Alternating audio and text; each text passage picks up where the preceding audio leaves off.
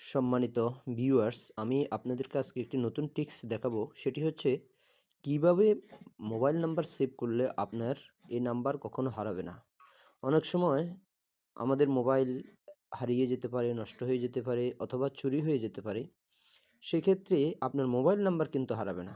তো চলুন দেখে নেওয়া যাক কিভাবে আপনি মোবাইল নাম্বার সেভ করলে আপনার নাম্বারটি আর কখনো হারাবে না। প্রথমত আপনার একটি অ্যান্ড্রয়েড ফোন থাকতে হবে এবং জিমেইল অ্যাকাউন্ট সিলেক্ট করে জিমেইল অ্যাকাউন্টে আপনার নাম্বারটি সংরক্ষণ করতে হবে। তাহলে আপনার নাম্বারটি আপনি ওই জিমেইল আইডি দিয়ে পরবর্তীতে লগ ইন করে আপনি ওই নাম্বারগুলো আপনার সেভ করা সংরক্ষণ করা নাম্বারগুলো পুনরুদ্ধার করতে পারবেন।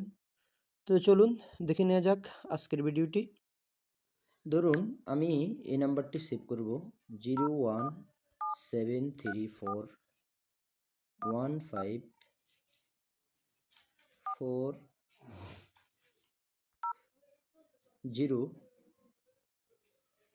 ধরুন এখানে আমি যাতে কারোর সমস্যা না হয় এই জন্য গোপন রাখতে চাচ্ছি। এখানে বাকিগুলা আমি নাম্বার উজ্জ্বল রাখলাম। হ্যাঁ, এরপরে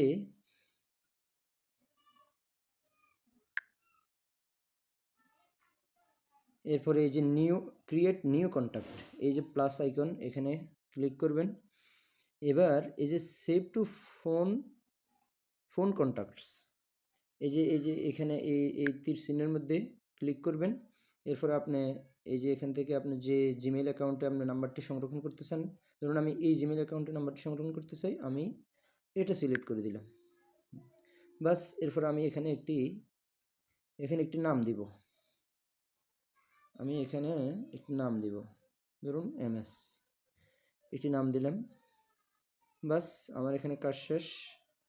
এখানে আমি চাইলে আরও অন্য তার middle name, last name, name suffix, organization, এখানে আরও অনেক তথ্য দেওয়া যায়।